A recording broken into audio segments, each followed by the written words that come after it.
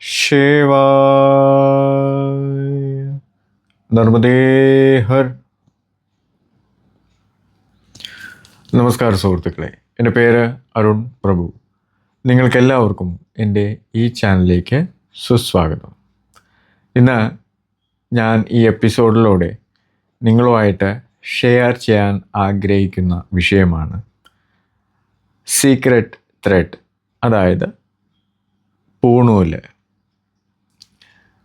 കഴിഞ്ഞ എപ്പിസോഡ് സമാധിയായിട്ട് ബന്ധപ്പെട്ട ഒരു സബ്ജക്റ്റ് ഞാൻ പ്രസൻറ്റ് ചെയ്തായിരുന്നു.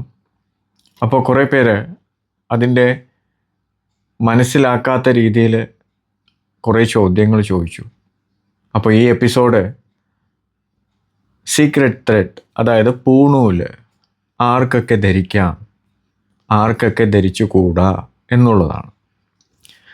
നമുക്കറിയാം, നമ്മുടെ പഴയ കാല പുരാണങ്ങളിലൊക്കെ സനാതനധർമ്മത്തിൻ്റെ അനുഷ്ഠാനങ്ങളിൽ ഒരു കുടുംബത്തിലെ ആൺതരിക്ക് പ്രധാനമായിട്ട് അവൻ ജനിക്കുമ്പോൾ തൊട്ടിൽ വെപ്പുണ്ട്. ആ തൊട്ടിൽ വെക്കുന്നതിന് മുമ്പായിട്ട് ഗോക്കളുടെ വയറിന് ചുറ്റും 5 പ്രദക്ഷിണം വെപ്പിക്കും. താഴെ നിന്ന് മേളിലോട്ട്, താഴെ നിന്ന് മേളിലോട്ട്. അതിനുശേഷമേ തൊട്ടിൽ വെക്കുകയുള്ളൂ.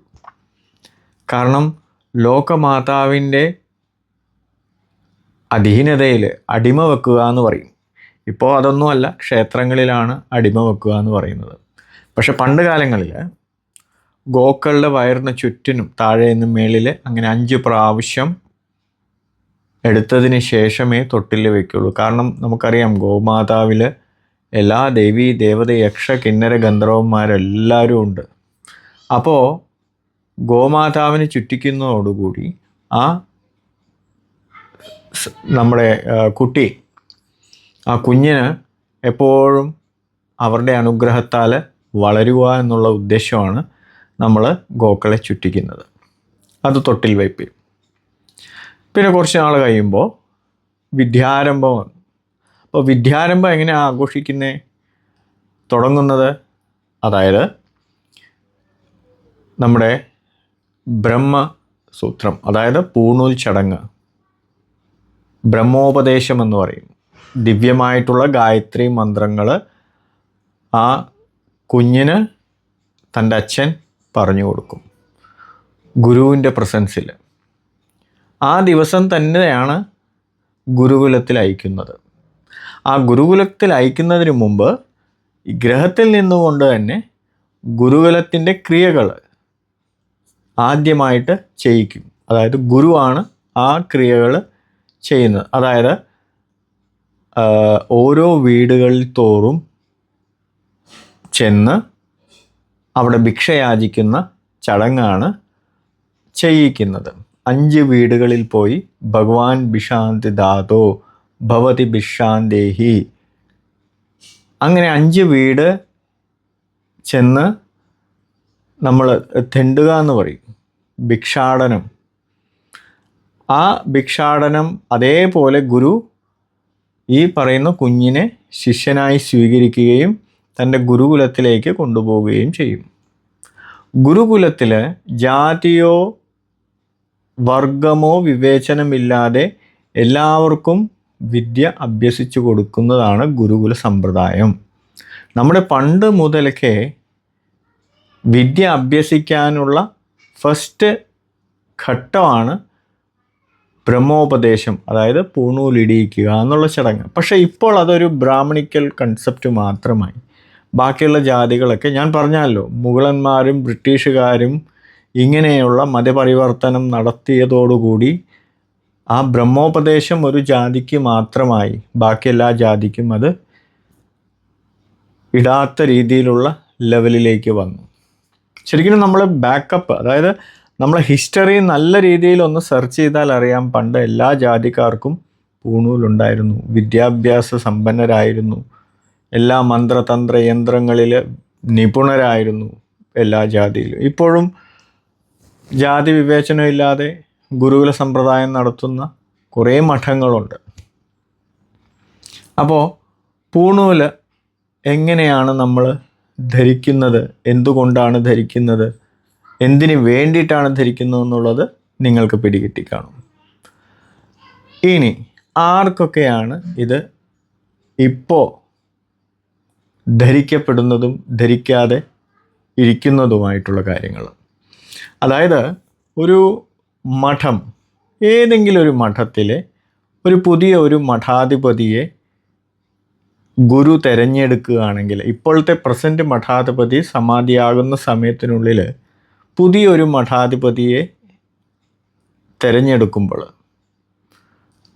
പൂർണ്ണമായിട്ടും സന്യാസ ജീവനമായിരിക്കും ഇനിയുള്ള ഫ്യൂച്ചർ. അപ്പം അതിനു മുമ്പ് തന്നെ മരിച്ചതായി സങ്കല്പിച്ച് മരണക്രിയകളൊക്കെ ചെയ്യിക്കുന്നതോടുകൂടി പൂണൂൽ ധാരണം ആ ഇപ്പോഴത്തെ പ്രസൻറ്റ് ശിഷ്യൻ അതെല്ലാം മാറ്റണം. അതുകൊണ്ടാണ് മഠാധിപതികൾക്ക് പൂണൂല് നിഷിദ്ധമാണ്. കാരണം എന്താണ്? അവർ മഠാധിപതി ആകുന്നതിന് മുമ്പ്, ആ സ്ഥാനം കൊടുക്കുന്നതിന് മുമ്പ് തന്നെ തന്നെ കർമ്മം, താൻ തന്നെ മരിച്ചു എന്ന് സങ്കല്പിച്ച് കർമ്മം ചെയ്ത് ബലിപിണ്ടമൊക്കെ ചെയ്ത് അതിനുശേഷമാണ് മഠാധിപതിയായിട്ട് തിരഞ്ഞെടുക്കുന്നത്. ഇപ്പം നിങ്ങൾ കുംഭമേളയിൽ പോയി കഴിഞ്ഞാൽ അവിടെ ധാരാളം അഖാഡകളുണ്ട്, 13 അഖാഡകളുണ്ട്. അതിൽ കിന്നർ ഒഴിച്ച് ബാക്കിയുള്ള 12 അഖാഡകളിൽ ഗുരുവര്യന്മാരുടെ അണ്ടറിൽ പുതിയ നാഗസന്യാസികൾ, അഘോരികളൊക്കെ വന്ന് ദീക്ഷ നേടും. ആ ദീക്ഷ നേടുന്നതിന് മുമ്പായിട്ട് ചെയ്യുന്ന കർമ്മമാണ് അവനവനെ മരിച്ചതായിട്ട് സങ്കല്പിച്ച് കർമ്മം ചെയ്യിക്കുന്നു, ബലികർമ്മം ചെയ്യിച്ച് അതിനുശേഷം പുണ്യസ്നാനം ചെയ്തതിന് ശേഷമേ ദീക്ഷ കൊടുക്കുകയുള്ളൂ. അതാണ് മുറ. പിന്നെയുള്ളത് സമാധിയാണ്. അപ്പോൾ സമാധി എന്ന് പറയുന്നതിൻ്റെ അർത്ഥം നിങ്ങൾ കഴിഞ്ഞ എപ്പിസോഡിൽ മനസ്സിലാക്കി കാണും. അതായത് ഒരു സന്യാസി അല്ലെങ്കിൽ ഒരു മഠാധിപതിയെ ആണ് നമ്മൾ സമാധിയിൽ ഇരുത്തുന്നത്. കാരണം ആ മഠാധിപതി ആകുന്നതിന് മുമ്പ് തന്നെ ആ സ്ഥാനത്തിൽ വരുന്നതിന് മുമ്പ് തന്നെ അവനവൻ്റെ കർമ്മം, മരണകർമ്മം ചെയ്തതിന് ശേഷമാണ് മഠാധിപതിയായിട്ട് തിരഞ്ഞെടുക്കുന്നത്. അപ്പോൾ അങ്ങനെ ചെയ്തവർക്ക് ഇപ്പോൾ അഗ്നിയിൽ നമ്മൾ ജ്വലിപ്പിക്കാനുള്ള സാധാരണ മനുഷ്യർക്ക് അതിനുള്ള അവകാശമില്ല. കാരണം ഒരു മഠത്തിൻ്റെ ആ ദൈവിക തത്വത്തിൻ്റെ ഫോളോവേഴ്സാണ്. അവരെ നമ്മൾ ഒരിക്കലും കത്തിക്കാനും അവകാശമില്ല സാധാരണ മനുഷ്യർക്ക്. അവർക്കൊരു പദമാണ് നമ്മൾ നൽകിയിട്ടുള്ളത്. ഇപ്പോൾ ശങ്കരാചാര്യ മഠം 4 മഠമുണ്ട്. ആ 4 മഠാധിപതി സമാധിയായി കഴിയുമ്പോൾ അവർക്ക് ഒരു സാധാരണയായിട്ടുള്ള നാം എല്ലാം അവിടെ പൂർണ്ണ ബഹുമതിയോടെ സമാധിയായിട്ട് വെക്കുന്നു. അവരെ കത്തിക്കത്തില്ല. അതേപോലെ അവധൂതന്മാരുണ്ട്. അവധൂതന്മാർക്ക് പിന്നെ പൂണൂലൊന്നും ഉണ്ടാവത്തില്ല. അവരിങ്ങനെ അലഞ്ഞു തിരിഞ്ഞ് ദൈവികമായിട്ട് ജീവിക്കുന്നു. കാരണം അവർക്ക് ആ ദൈവികത വരുന്നതിന് മുമ്പ് അവരാൽ എല്ലാം സമർപ്പിക്കപ്പെടുന്നു. ശരീരം, മനസ്സ്, വട്ടവർ, അവരുടെ ജീവിതം തന്നെ ഭഗവാനെ സറണ്ടർ ചെയ്തു. അത് ഒരു തരത്തിലുള്ള സമർപ്പണം, മരണമാണ്. അപ്പോൾ അങ്ങനെയുള്ളവർക്ക് ഈ പറയുന്ന ശരീരത്തിൽ പൂർണ്ണമായിട്ടും ഭഗവാൻ കുടികൊള്ളുന്നത് കൊണ്ട് അവർ സമാധിയായി കഴിഞ്ഞാൽ ആ ശരീരത്തെ ഒരിക്കലും ദഹിപ്പിക്കാനുള്ള അർഹത സാധാരണ ആയിട്ടുള്ള നമുക്ക് കഴിയില്ല. അതുകൊണ്ടാണ് ഇവരെ നമ്മൾ ദഹിപ്പിക്കാത്തത്. ഇവർക്ക് സമാധിയായിട്ട് പൂർണ്ണ ബഹുമതിയോടെ പിന്നെ അങ്ങോട്ട് എല്ലാ ദിവസവും എന്നുള്ള രീതിയിൽ ആ സമാധിയിൽ ക്രിയകൾ, അനുഷ്ഠാനങ്ങളൊക്കെ നടത്തും. കാരണം സമാധി ആയാൽ തന്നെയും അവരുടെ സറൗണ്ടിങ് എനർജി അവിടെ ഉണ്ടാവും. അതുകൊണ്ടാണ് നമ്മൾ സമാധികളെ നല്ല രീതിയിൽ നമ്മുടെ സനാതനത്തിന് 1-ാം സ്ഥാനം തന്നെ കൊടുക്കുന്നത്. ഇപ്പം നമ്മൾ തിരക്കുള്ള എല്ലാ ക്ഷേത്രങ്ങളിലും സമാധികളുണ്ട്. ഇപ്പോൾ കുറേ സമാധികൾ ഇറങ്ങുന്നുണ്ട്. പക്ഷെ അതൊന്നും കറക്റ്റ് സമാധിയല്ല. കാരണം സമാധിയാകുവാൻ ഒരു ക്വാളിറ്റിയാണ് ഞാൻ ഈ പറഞ്ഞ 3 കാര്യങ്ങൾ. 1 മഠാധിപതികളായിട്ടുള്ളവർക്ക്, 2 സന്യാസ ജീവിതം നയിക്കുന്നവർക്ക്, 3 ഈ പറയുന്ന അവധൂതന്മാർക്ക്. ഇവർക്ക് മാത്രമേ സമാധി എന്നുള്ളൊരു കൺസെപ്റ്റ് പറഞ്ഞിട്ടുള്ളൂ. പിന്നെ ഓരോരുത്തരുടെ ഇഷ്ടം. കാരണം അവനവൻ എങ്ങനെ മരിക്കണം, മരിച്ച ശേഷം എങ്ങനെ ദഹിപ്പിക്കണോ, അല്ലെങ്കിൽ ജലസമാധിയാകണോ, അല്ലെങ്കിൽ പത്മമിട്ട പീഠസമാധിയാണോ എന്നൊക്കെ അവരവരുടെ ഇഷ്ടമാണ്. പക്ഷേ നിയമപ്രകാരം സമാധിയാകുവാനുള്ള രീതി ഈ 3 പേർക്ക് മാത്രമേ ഉള്ളൂ. കാരണം ഈ 3 പേര് എപ്പോഴും ജീവിച്ചിരിക്കും. ആ സമാധിയായെങ്കിലും അവരെപ്പോഴും അവിടെ അവരുടെ പ്രസൻസ് അവിടെ അറിയിക്കും. ഇപ്പോൾ പഴനി പോയാൽ, തിരുവനന്തപുരം പത്മനാഭസ്വാമി ക്ഷേത്രത്തിൽ പോയാൽ, ചിദംബരം പോയാൽ, അതേപോലെ ശ്രീരംഗം പോയാൽ, ഇപ്പോൾ ശ്രീരംഗത്ത് നിങ്ങൾ പോവുകയാണെങ്കിൽ ശ്രീ രാമാനുജാചാര്യരുടെ മമ്മി അവിടെയുണ്ട്. ദഹിപ്പിക്കാൻ നോക്കിയിട്ട് ദഹിപ്പിക്കാൻ പറ്റുന്നില്ല. അപ്പോൾ അതേപടി ഇപ്പോഴും അവിടെ നമുക്ക് പോയി കഴിഞ്ഞാൽ ഒരു 3 അടി ദൂരത്തിൽ തന്നെ നിന്ന് നമുക്ക് കാണാം. എല്ലാ വർഷവും സുഗന്ധദ്രവ്യമായ കുങ്കുമം കൊണ്ട് അതിൽ ചാർത്ത് ചെയ്യുന്നു എന്ന് മാത്രമേ ചെയ്യാറുള്ളൂ. നമുക്ക് ഈ പറയുന്ന നല്ല രീതിയിൽ അടുത്ത് നമുക്ക് ശ്രീരംഗം ക്ഷേത്രത്തിൽ പോയി കഴിഞ്ഞാൽ രാമാനുജാചാര്യരുടെ മമ്മി തന്നെ നമുക്ക് കാണാം. യാതൊരു തരത്തിലുള്ള ശാരീരിക രീതിയിലുള്ള എന്തെങ്കിലും ദുർഗന്ധമോ ഒന്നും തന്നെ അവിടെ ഇല്ല. മമ്മി എന്ന് വിചാരിക്കുന്നത് ഒരു പോട്ടിൻ്റെ അകത്തല്ല, സ്വയം ശരീരം അതേപടി അവിടെ ഇരിക്കുകയാണ്. അതൊരു യാതൊരു കേടും വന്നിട്ടില്ല. ജസ്റ്റ് അതിൻ്റെ മേൽ കുങ്കുമം സുഗന്ധലേപനങ്ങൾ ചാർത്തിയിട്ടുണ്ടെന്ന് മാത്രമേ ഉള്ളൂ. ഇപ്പോഴും കേടുകൂടാതെ ഇപ്പോഴും ആ ക്ഷേത്രത്തിൽ ഉണ്ട്. അതുകൊണ്ടാണ് നല്ല രീതിയിൽ അവിടെ ആളുകൾ വരുന്നതും. എവിടെ സിദ്ധന്മാരുടെ സമാധിയുണ്ടോ അവിടെ തിരക്ക് വരാനുള്ള ഒരേ ഒരു കാരണം ഇതുപോലെ ദിവ്യാത്മാക്കളുടെ സമാധിയുള്ളതുകൊണ്ടാണ്. ഇപ്പം നിങ്ങൾ തിരുപ്പതി എന്ന് കേൾക്കുമ്പോൾ തന്നെ പോകണം എന്നുള്ള ചിന്ത വന്നില്ലേ? അത് അവിടുത്തെ കൊങ്കണവർ സിദ്ധൻ്റെ കഴിവാണ്. ഇപ്പോൾ തിരുവനന്തപുരം പത്മനാഭസ്വാമി ക്ഷേത്രം ചിന്തിക്കുമ്പോൾ തന്നെ അവിടെ പോയാലോ എന്നുള്ള തോന്നൽ വരുന്നു. അതൊരു മാഗ്നറ്റിക് പവറാണ്, വലിച്ചെടുക്കും അവർ, നമ്മളെ അവിടെ കൊണ്ടുവരും. ഇപ്പോൾ നമ്മുടെ കയ്യിൽ കാശൊന്നുമില്ല, എനിക്ക് പഴനിയിൽ പോകണം അല്ലെങ്കിൽ ശ്രീരംഗം പോകണം, ഭഗവാനെ ഒരു വഴിയുണ്ടാക്കി തന്നെയെന്ന് നമ്മൾ നല്ല രീതിയിൽ ആഗ്രഹിച്ചു കഴിഞ്ഞാൽ എത്രയും പെട്ടെന്ന് അവിടെ പോകാനുള്ള സോഴ്സ് ഉണ്ടാക്കിത്തരും. അതാണ് സിദ്ധന്മാരുടെ കഴിവ്. അതുകൊണ്ടാണ് നമ്മൾ സിദ്ധന്മാരുടെ സമാധിയിൽ ചെന്നാൽ കുറച്ച് നേരം ധ്യാനിക്കണം. ആ ധ്യാനിച്ചാൽ എന്താ, നമ്മളിലുള്ള നെഗറ്റീവ് അവർ വലിച്ചെടുക്കും.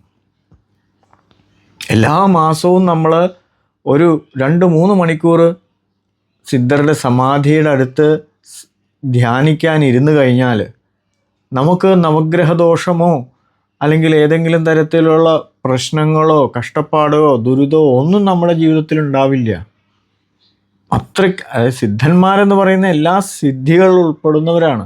ഞങ്ങളുടെ ജാതകം തന്നെ മാറ്റി എഴുതാൻ കഴിവുള്ളവരാണ് സിദ്ധന്മാർ. ഇപ്പോൾ ഭഗവാന്മാർ കോപിച്ചാൽ സിദ്ധന്മാരാൽ അത് മാറ്റാം, ദേവകോപം മാറ്റാം, അല്ലെങ്കിൽ ദേവശാപം നമുക്ക് മാറ്റാം.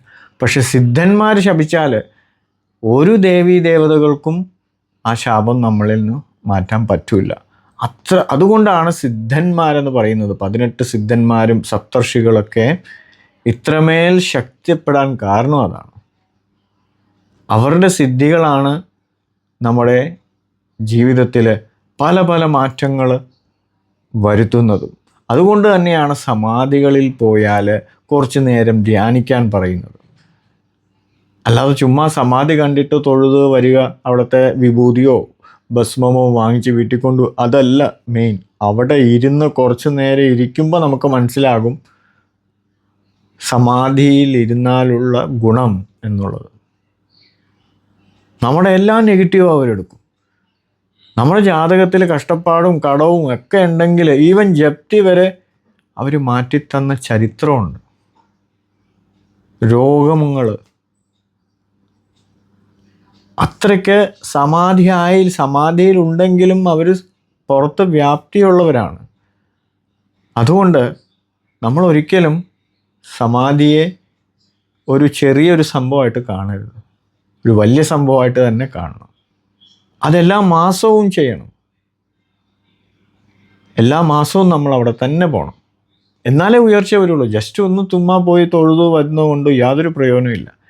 എല്ലാ മാസവും ആ വൈബ്. ഇപ്പം നമ്മൾ പണ്ടത്തെ മോട്ടറൊക്കെ സ്റ്റാർട്ട് ചെയ്യുന്ന കണ്ടില്ലേ? കുറച്ച് കയറ്, ഒരു വടം അതിൽ ചുറ്റി ഒന്ന് വലിക്കുമ്പോൾ ചിലപ്പോൾ സ്റ്റാർട്ടാവത്തില്ല, രണ്ടാമത് വലിക്കുമ്പോഴും സ്റ്റാർട്ടാവത്തില്ല. അങ്ങനെ 2, 3 എടുക്കുമ്പോഴാണ് ആ മോട്ടർ സ്റ്റാർട്ടാകുന്നത്. അപ്പോൾ നമ്മുടെ ഇൻറ്റേർണൽ എനർജിയെ ബാക്കപ്പ് ചെയ്യണമെങ്കിൽ നമ്മൾ നല്ല കണ്ടിന്യൂ ആയിട്ട് അവിടെ പോയാലേ നമുക്ക് ആ മാറ്റങ്ങൾ അവർ തരുള്ളൂ. അപ്പോൾ നിങ്ങൾക്ക് ഈ എപ്പിസോഡിൽ ഇഷ്ടപ്പെട്ടെന്ന് വിചാരിക്കുന്നു. നിങ്ങൾക്കും നിങ്ങളുടെ കുടുംബാംഗങ്ങൾക്കും എപ്പോഴും നല്ലത് വരണേന്ന് ആഗ്രഹിച്ചുകൊണ്ട് ഞാൻ ഈ എപ്പിസോഡ് ഇവിടെ ഉപസംഹരിക്കുന്നു. നിങ്ങൾക്കെല്ലാവർക്കും എൻ്റെ വിനീതമായ നമസ്കാരം. ഓം നമഃ ശിവായ. നർമ്മദേ ഹർ.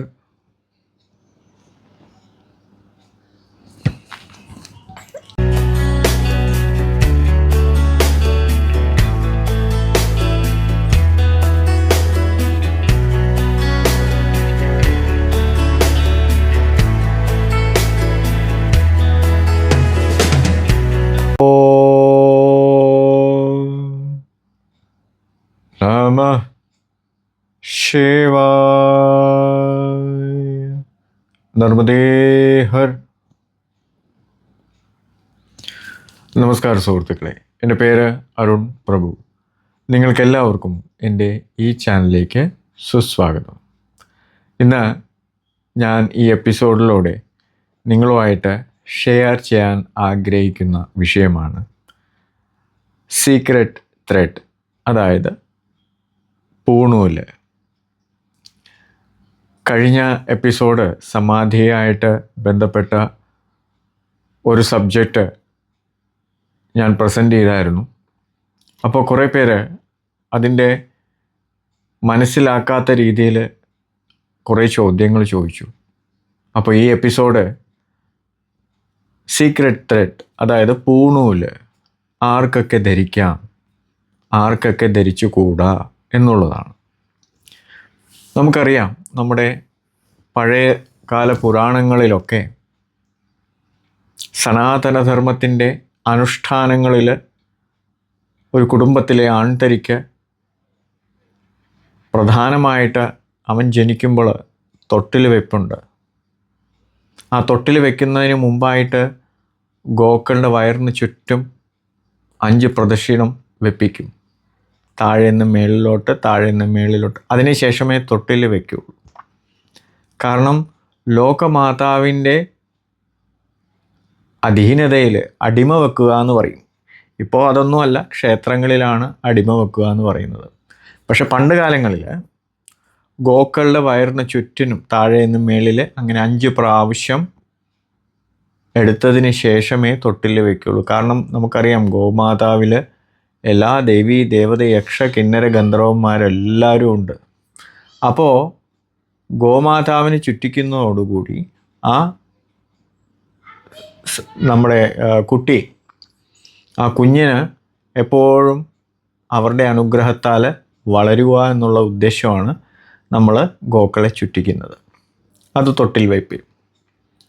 പിന്നെ കുറച്ച് നാൾ കഴിയുമ്പോൾ വിദ്യാരംഭം വന്നു. അപ്പോൾ വിദ്യാരംഭം എങ്ങനെയാണ് ആഘോഷിക്കുന്നത്? തുടങ്ങുന്നത്, അതായത് നമ്മുടെ ബ്രഹ്മസൂത്രം, അതായത് പൂണൂൽ ചടങ്ങ്, ബ്രഹ്മോപദേശം എന്ന് പറയും. ദിവ്യമായിട്ടുള്ള ഗായത്രി മന്ത്രങ്ങൾ ആ കുഞ്ഞിന് തൻ്റെ അച്ഛൻ പറഞ്ഞു കൊടുക്കും ഗുരുവിൻ്റെ പ്രസൻസിൽ. ആ ദിവസം തന്നെയാണ് ഗുരുകുലത്തിൽ അയക്കുന്നത്. ആ ഗുരുകുലത്തിൽ അയക്കുന്നതിന് മുമ്പ് ഈ ഗ്രഹത്തിൽ നിന്നുകൊണ്ട് തന്നെ ഗുരുകുലത്തിൻ്റെ ക്രിയകൾ, ആദ്യമായിട്ട് ചെയ്യിക്കും. അതായത് ഗുരുവാണ് ആ ക്രിയകൾ ചെയ്യുന്നത്. അതായത് ഓരോ വീടുകളിൽ തോറും ചെന്ന് അവിടെ ഭിക്ഷയാചിക്കുന്ന ചടങ്ങാണ് ചെയ്യിക്കുന്നത്. 5 വീടുകളിൽ പോയി ഭഗവാൻ ഭിഷാന്തി ദാതോ ഭവതി ഭിഷാന്തേഹി, അങ്ങനെ 5 വീട് ചെന്ന് നമ്മൾ തെണ്ടുക എന്ന് പറയും, ഭിക്ഷാടനം. ആ ഭിക്ഷാടനം അതേപോലെ ഗുരു ഈ പറയുന്ന കുഞ്ഞിനെ ശിഷ്യനായി സ്വീകരിക്കുകയും തൻ്റെ ഗുരുകുലത്തിലേക്ക് കൊണ്ടുപോവുകയും ചെയ്യും. ഗുരുകുലത്തിൽ ജാതിയോ വർഗമോ വിവേചനമില്ലാതെ എല്ലാവർക്കും വിദ്യ അഭ്യസിച്ചു കൊടുക്കുന്നതാണ് ഗുരുകുല സമ്പ്രദായം. നമ്മുടെ പണ്ട് മുതലൊക്കെ വിദ്യ അഭ്യസിക്കാനുള്ള ഫസ്റ്റ് ഘട്ടമാണ് ബ്രഹ്മോപദേശം, അതായത് പൂണൂലിടിയിക്കുക എന്നുള്ള ചടങ്ങ്. പക്ഷേ ഇപ്പോൾ അതൊരു ബ്രാഹ്മണിക്കൽ കൺസെപ്റ്റ് മാത്രമായി. ബാക്കിയുള്ള ജാതികളൊക്കെ ഞാൻ പറഞ്ഞല്ലോ, മുഗളന്മാരും ബ്രിട്ടീഷുകാരും ഇങ്ങനെയുള്ള മതപരിവർത്തനം നടത്തിയതോടുകൂടി ആ ബ്രഹ്മോപദേശം ഒരു ജാതിക്ക് മാത്രമായി, ബാക്കി എല്ലാ ജാതിക്കും അത് ഇടാത്ത രീതിയിലുള്ള ലെവലിലേക്ക് വന്നു. ശരിക്കും നമ്മൾ ബാക്കപ്പ്, അതായത് നമ്മളെ ഹിസ്റ്ററി നല്ല രീതിയിൽ ഒന്ന് സെർച്ച് ചെയ്താൽ അറിയാം, പണ്ട് എല്ലാ ജാതിക്കാർക്കും പൂണൂലുണ്ടായിരുന്നു, വിദ്യാഭ്യാസ സമ്പന്നരായിരുന്നു, എല്ലാ മന്ത്രതന്ത്ര യന്ത്രങ്ങളിൽ നിപുണരായിരുന്നു എല്ലാ ജാതിയിലും. ഇപ്പോഴും ജാതി വിവേചനമില്ലാതെ ഗുരുകുല സമ്പ്രദായം നടത്തുന്ന കുറേ മഠങ്ങളുണ്ട്. അപ്പോൾ പൂണൂല് എങ്ങനെയാണ് നമ്മൾ ധരിക്കുന്നത്, എന്തുകൊണ്ടാണ് ധരിക്കുന്നത്, എന്തിനു വേണ്ടിയിട്ടാണ് ധരിക്കുന്നത് എന്നുള്ളത് നിങ്ങൾക്ക് പിടികിട്ടിക്കാണും. ഇനി ആർക്കൊക്കെയാണ് ഇത് ഇപ്പോൾ ധരിക്കപ്പെടുന്നതും ധരിക്കാതെ ഇരിക്കുന്നതുമായിട്ടുള്ള കാര്യങ്ങൾ. അതായത് ഒരു മഠം, ഏതെങ്കിലും ഒരു മഠത്തിലെ ഒരു പുതിയ ഒരു മഠാധിപതിയെ ഗുരു തിരഞ്ഞെടുക്കുകയാണെങ്കിൽ, ഇപ്പോഴത്തെ പ്രസൻറ്റ് മഠാധിപതി സമാധിയാകുന്ന സമയത്തിനുള്ളിൽ പുതിയൊരു മഠാധിപതിയെ തിരഞ്ഞെടുക്കുമ്പോൾ പൂർണ്ണമായിട്ടും സന്യാസ ജീവനമായിരിക്കും ഇനിയുള്ള ഫ്യൂച്ചർ. അപ്പം അതിനു മുമ്പ് തന്നെ മരിച്ചതായി സങ്കല്പിച്ച് മരണക്രിയകളൊക്കെ ചെയ്യിക്കുന്നതോടുകൂടി പൂണൂൽ ധാരണം ആ ഇപ്പോഴത്തെ പ്രസൻറ്റ് ശിഷ്യൻ അതെല്ലാം മാറ്റണം. അതുകൊണ്ടാണ് മഠാധിപതികൾക്ക് പൂണൂല് നിഷിദ്ധമാണ്. കാരണം എന്താണ്, അവർ മഠാധിപതി ആകുന്നതിന് മുമ്പ്, ആ സ്ഥാനം കൊടുക്കുന്നതിന് മുമ്പ് തന്നെ തന്നെ കർമ്മം, താൻ തന്നെ മരിച്ചു എന്ന് സങ്കല്പിച്ച് കർമ്മം ചെയ്ത് ബലിപിണ്ടമൊക്കെ ചെയ്ത് അതിനുശേഷമാണ് മഠാധിപതിയായിട്ട് തിരഞ്ഞെടുക്കുന്നത്. ഇപ്പം നിങ്ങൾ കുംഭമേളയിൽ പോയി കഴിഞ്ഞാൽ അവിടെ ധാരാളം അഖാഡകളുണ്ട്, 13 അഖാഡകളുണ്ട്. അതിൽ കിന്നർ ഒഴിച്ച് ബാക്കിയുള്ള 12 അഖാഡകളിൽ ഗുരുവര്യന്മാരുടെ അണ്ടറിൽ പുതിയ നാഗസന്യാസികൾ, അഘോരികളൊക്കെ വന്ന് ദീക്ഷ നേടും. ആ ദീക്ഷ നേടുന്നതിന് മുമ്പായിട്ട് ചെയ്യുന്ന കർമ്മമാണ് അവനവനെ മരിച്ചതായിട്ട് സങ്കല്പിച്ച് കർമ്മം ചെയ്യിക്കുന്നു, ബലികർമ്മം ചെയ്യിച്ച് അതിനുശേഷം പുണ്യസ്നാനം ചെയ്തതിന് ശേഷമേ ദീക്ഷ കൊടുക്കുകയുള്ളൂ. അതാണ് മുറ. പിന്നെയുള്ളത് സമാധിയാണ്. അപ്പോൾ സമാധി എന്ന് പറയുന്നതിൻ്റെ അർത്ഥം നിങ്ങൾ കഴിഞ്ഞ എപ്പിസോഡിൽ മനസ്സിലാക്കി കാണും. അതായത് ഒരു സന്യാസി അല്ലെങ്കിൽ ഒരു മഠാധിപതിയെ ആണ് നമ്മൾ സമാധിയിൽ ഇരുത്തുന്നത്. കാരണം ആ മഠാധിപതി ആകുന്നതിന് മുമ്പ് തന്നെ ആ സ്ഥാനത്തിൽ വരുന്നതിന് മുമ്പ് തന്നെ അവനവൻ്റെ കർമ്മം, മരണകർമ്മം ചെയ്തതിന് ശേഷമാണ് മഠാധിപതിയായിട്ട് തിരഞ്ഞെടുക്കുന്നത്. അപ്പോൾ അങ്ങനെ ചെയ്തവർക്ക് ഇപ്പോൾ അഗ്നിയിൽ നമ്മൾ ജ്വലിപ്പിക്കാനുള്ള സാധാരണ മനുഷ്യർക്ക് അതിനുള്ള അവകാശമില്ല. കാരണം ഒരു മഠത്തിൻ്റെ ആ ദൈവിക തത്വത്തിൻ്റെ ഫോളോവേഴ്സാണ്. അവരെ നമ്മൾ ഒരിക്കലും കത്തിക്കാനും അവകാശമില്ല സാധാരണ മനുഷ്യർക്ക്. അവർക്കൊരു പദമാണ് നമ്മൾ നൽകിയിട്ടുള്ളത്. ഇപ്പോൾ ശങ്കരാചാര്യ മഠം 4 മഠമുണ്ട്. ആ 4 മഠാധിപതി സമാധിയായി കഴിയുമ്പോൾ അവർക്ക് ഒരു സാധാരണയായിട്ടുള്ള നാം എല്ലാം അവിടെ പൂർണ്ണ ബഹുമതിയോടെ സമാധിയായിട്ട് വെക്കുന്നു. അവരെ കത്തിക്കത്തില്ല. അതേപോലെ അവധൂതന്മാരുണ്ട്. അവധൂതന്മാർക്ക് പിന്നെ പൂണൂലൊന്നും ഉണ്ടാവത്തില്ല. അവരിങ്ങനെ അലഞ്ഞു തിരിഞ്ഞ് ദൈവികമായിട്ട് ജീവിക്കുന്നു. കാരണം അവർക്ക് ആ ദൈവികത വരുന്നതിന് മുമ്പ് അവരാൽ എല്ലാം സമർപ്പിക്കപ്പെടുന്നു. ശരീരം, മനസ്സ്, വട്ടവർ, അവരുടെ ജീവിതം തന്നെ ഭഗവാനെ സറണ്ടർ ചെയ്തു. അത് ഒരു തരത്തിലുള്ള സമർപ്പണം, മരണമാണ്. അപ്പോൾ അങ്ങനെയുള്ളവർക്ക് ഈ പറയുന്ന ശരീരത്തിൽ പൂർണ്ണമായിട്ടും ഭഗവാൻ കുടികൊള്ളുന്നത് കൊണ്ട് അവർ സമാധിയായി കഴിഞ്ഞാൽ ആ ശരീരത്തെ ഒരിക്കലും ദഹിപ്പിക്കാനുള്ള അർഹത സാധാരണ ആയിട്ടുള്ള നമുക്ക് കഴിയില്ല. അതുകൊണ്ടാണ് ഇവരെ നമ്മൾ ദഹിപ്പിക്കാത്തത്. ഇവർക്ക് സമാധിയായിട്ട് പൂർണ്ണ ബഹുമതിയോടെ പിന്നെ അങ്ങോട്ട് എല്ലാ ദിവസവും എന്നുള്ള രീതിയിൽ ആ സമാധിയിൽ ക്രിയകൾ, അനുഷ്ഠാനങ്ങളൊക്കെ നടത്തും. കാരണം സമാധി ആയാൽ തന്നെയും അവരുടെ സറൗണ്ടിങ് എനർജി അവിടെ ഉണ്ടാവും. അതുകൊണ്ടാണ് നമ്മൾ സമാധികളെ നല്ല രീതിയിൽ നമ്മുടെ സനാതനത്തിന് 1-ാം സ്ഥാനം തന്നെ കൊടുക്കുന്നത്. ഇപ്പോൾ നമ്മൾ തിരക്കുള്ള എല്ലാ ക്ഷേത്രങ്ങളിലും സമാധികളുണ്ട്.